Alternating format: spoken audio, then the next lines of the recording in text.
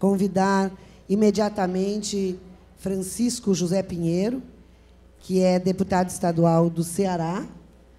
Francisco é natural de Jaguaribe, é doutor em História, professor da Universidade Federal do Ceará e ex-vice-governador, primeira gestão de Cid Gomes, desculpa. Na vice-governadoria, o professor Pinheiro ganhou o reconhecimento por ter promovido um trabalho de aproximação do governo com os movimentos de representação popular e coordenado a implantação do Plano Plurianual Participativo. Portanto, vamos ter agora, ouvir, então, Francisco José Pinheiro.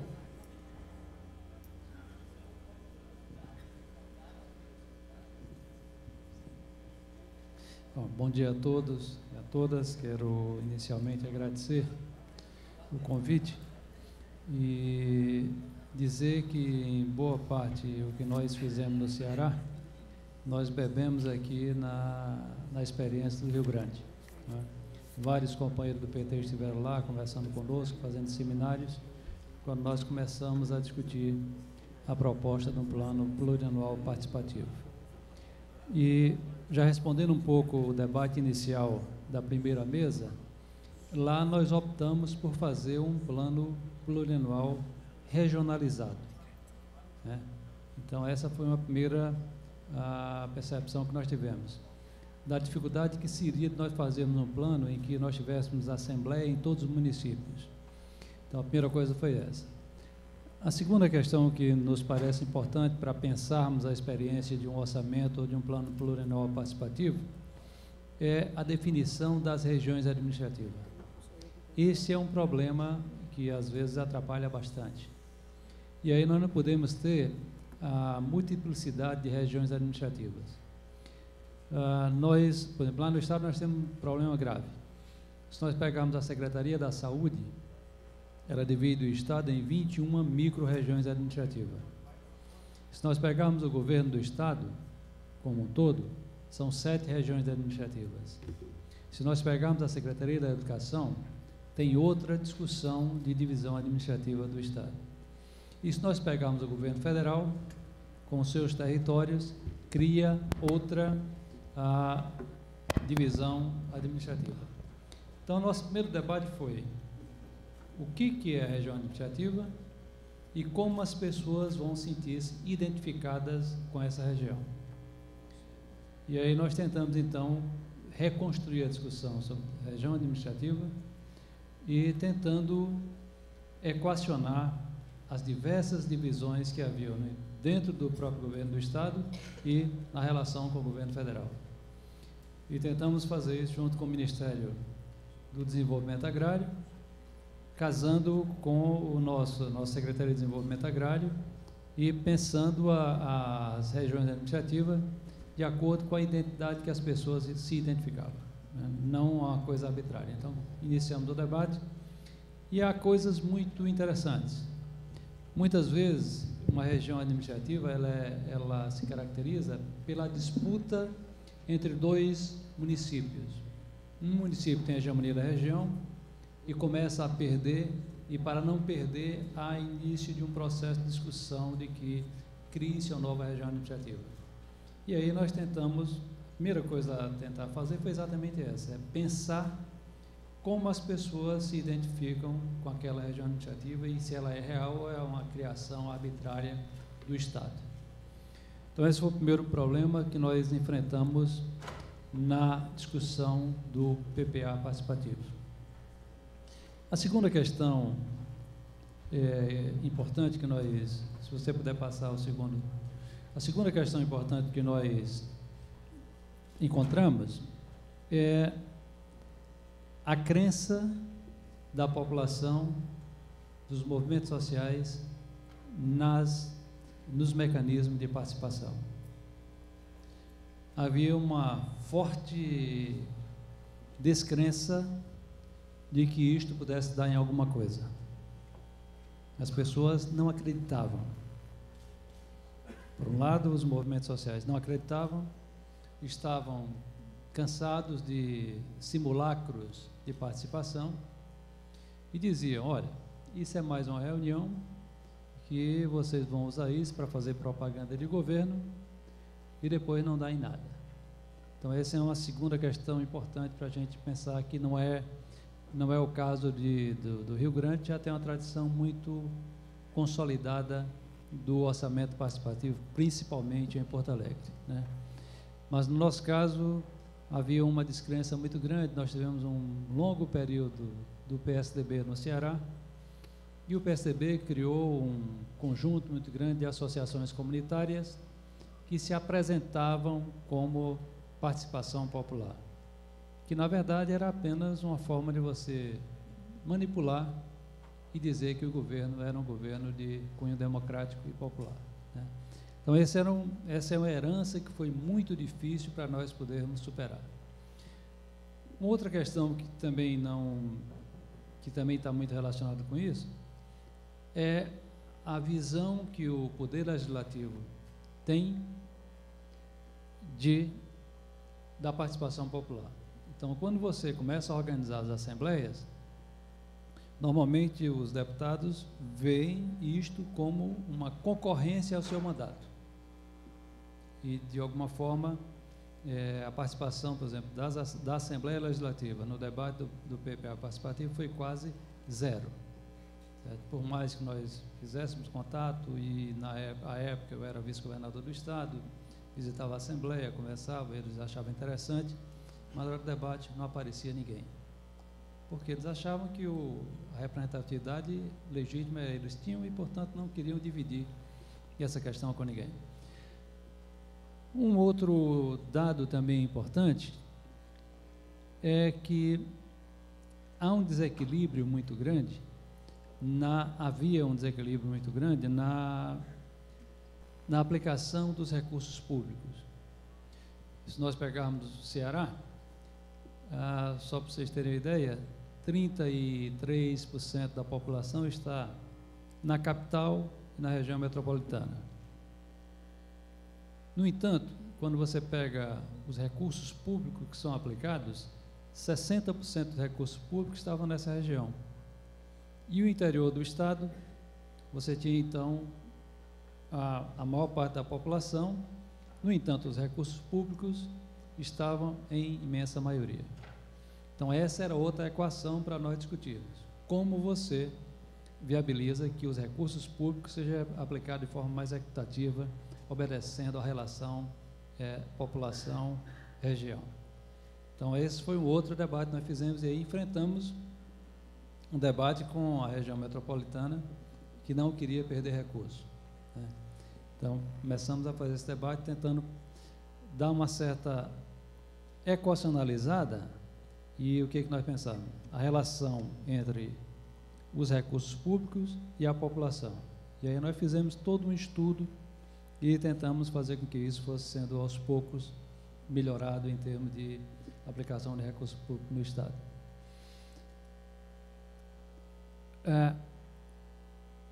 Mas essa é uma experiência em termos de Estado muito nova, com muitas dificuldades e com pouca elaboração teórica sobre isso, né?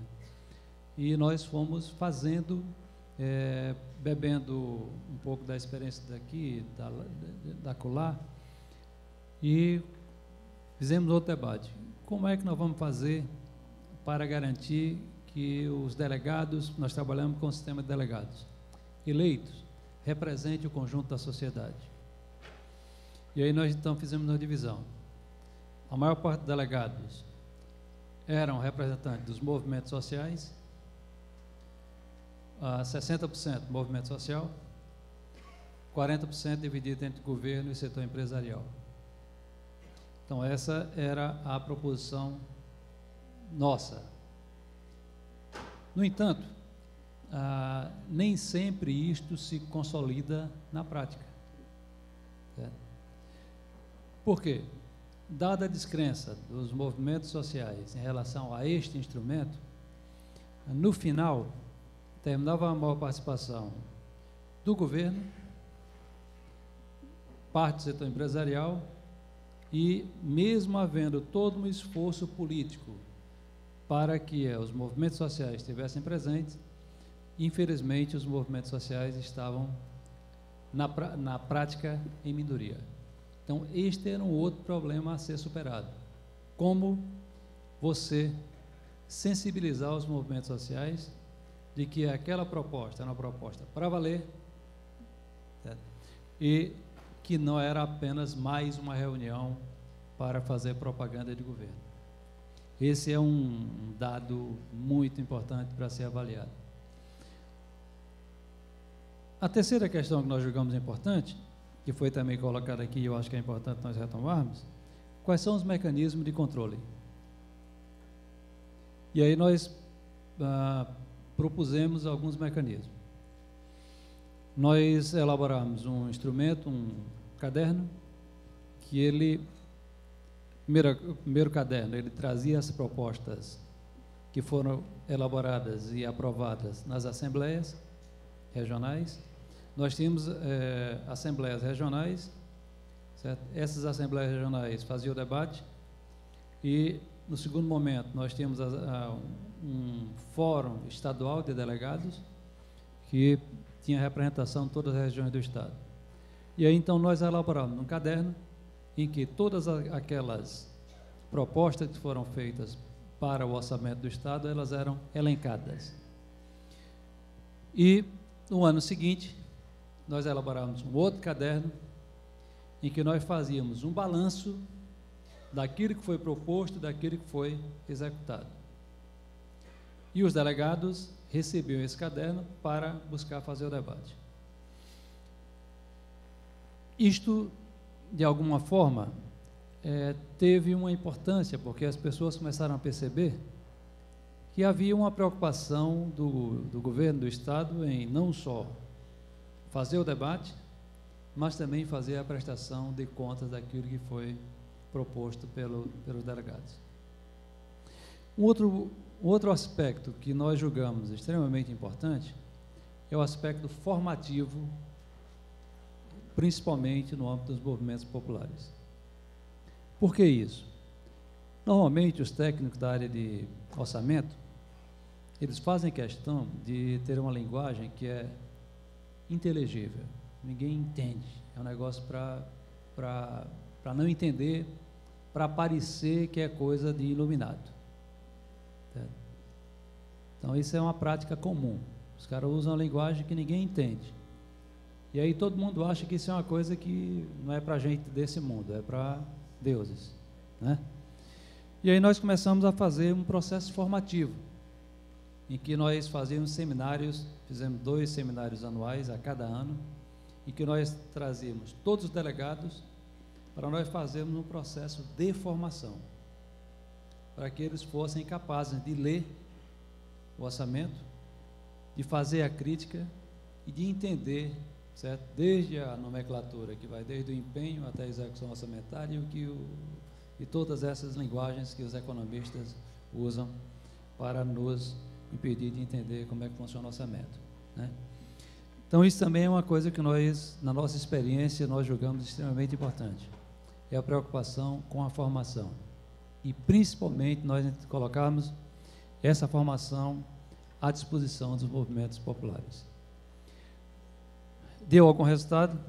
Certo? Nós avaliando hoje, nós percebemos que houve uma mudança de qualidade daquilo que nós estávamos há 4 anos com o que nós terminamos o governo, e felizmente no segundo mandato vai ser dado continuidade também a cargo da vice-governadoria com outro vice-governador que assumiu.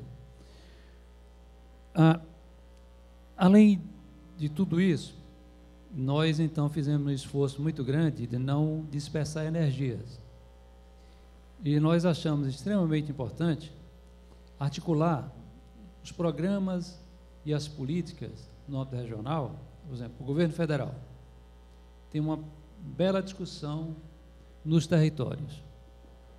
E aí nós buscamos articular a discussão que eram feitas nos territórios para também não ser uma discussão apartada da discussão do orçamento. Então, nós casamos os 2 debates. E muitas vezes nós tentávamos praticamente fizemos, o que era território do governo federal, nós buscávamos coincidir com a divisão administrativa estadual. Isto foi muito importante, porque você não tinha aquela fragmentação de divisões administrativas.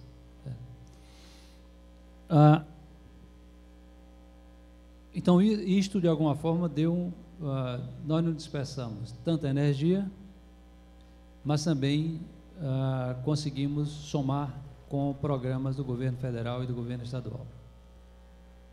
Então, creio que essa é uma avaliação que nós temos que fazer na discussão do orçamento do âmbito estadual. Se puder passar, esse negócio aí é para gente jovem, que ninguém consegue ver daqui para lá. Pode ir adiante.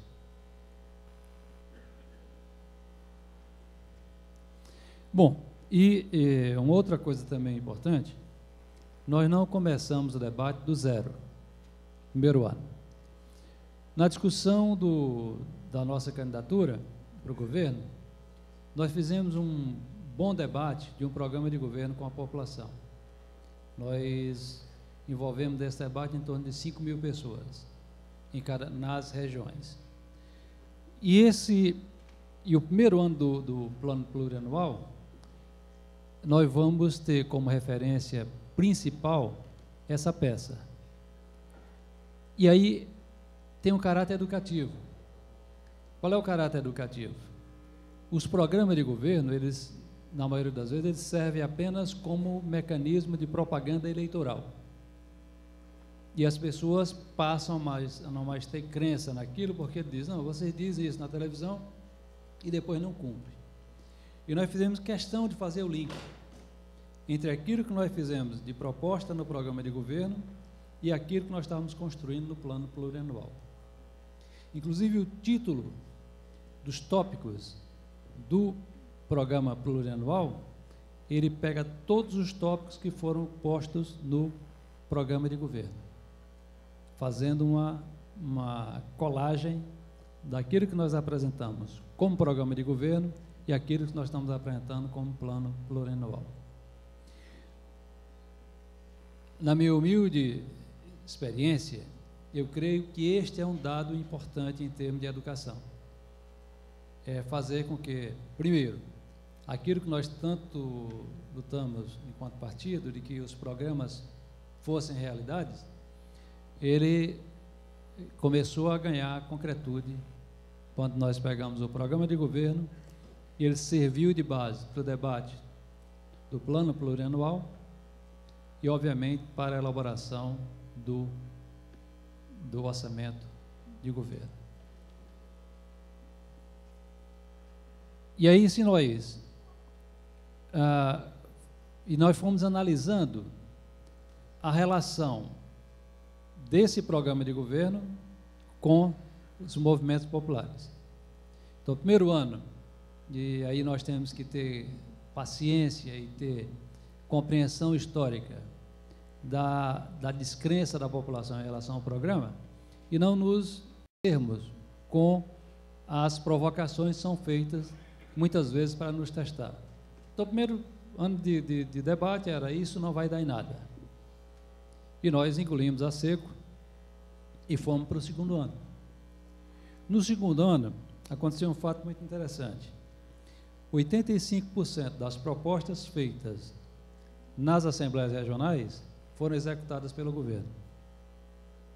Ora, isto muda completamente a visão daqueles que participaram do debate em relação à discussão do PPA participativo. Os movimentos populares começaram a ver que aquilo não era conversa para boi dormir, que aquilo tinha alguma concretude. E aí, então, primeiro, criou um nível de credibilidade, segundo, criou um nível de respeitabilidade com o programa. E aí, ao invés de ser um programa que era apenas defendido por uma parcela do governo, passou a ganhar novos aliados. E esse processo foi num crescente. Certo?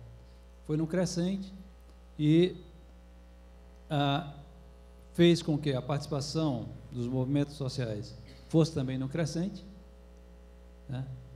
E passou a haver, inclusive, disputas para ser delegado do PPA. No primeiro momento, nós ficávamos como que fazendo um apelo para que as pessoas participassem. E nós também criamos esqueci de falar um pouco disso, nós criamos uma estrutura regionalizada. Nós construímos em cada região uma estrutura mínima com um mobilizador, certo? Em que ele fazia todo um processo de discussão com os movimentos no âmbito regional. E isso foi virando uma referência na região, e o mobilizador era uma pessoa que tinha não só capacidade técnica, mas sobretudo capacidade de articulação com os movimentos sociais. Certo? Porque, do nosso ponto de vista, é muito importante que o mobilizador possa ter legitimidade. Certo? Ter legitimidade enquanto figura que faz parte desse mundo, mas, sobretudo, ter também a legitimidade de governo para poder fazer isto em nome do governo. Então, também isso foi algo importante que fez com que nós pudéssemos, mais e mais, ir avançando nesse sentido. E aí eu queria apresentar, pode passar adiante. Pode mais. Volta só um pouquinho. Então, nós fizemos, no primeiro momento, nós fizemos 14 oficinas nas regiões, e as primeiras oficinas nós as chamamos de oficina de sensibilização.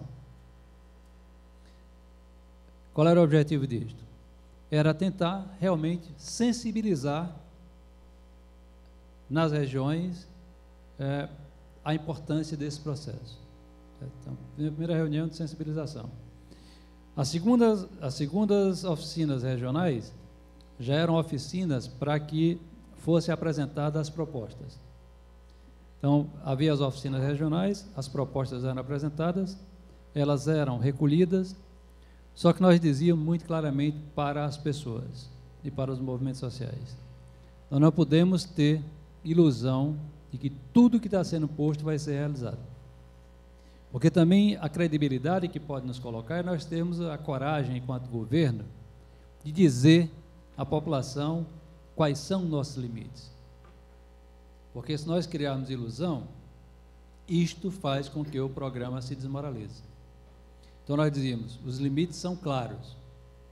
E aí nós começamos então a discutir com os delegados: os limites são claros, o orçamento é um lençol curto, você cobre a cabeça e descobre os pés. Então nós vamos ter que criar um mecanismo de priorização, para que nós possamos poder executar no máximo aquilo que é apresentado nas regiões. E aí combinamos o seguinte: o Fórum Estadual, que é o encontro estadual, é o espaço onde vai ser validado as propostas. E aí então nós recolhíamos em cada região, sobre a educação, apareciam 100 propostas. Então nós íamos validar 10 propostas. Nós encontramos, se nós percebemos, havia uma febre muito grande por estradas no Ceará. Então os caras apresentavam estradas para tudo quanto era buraco. Estrada vicinal queria asfaltar.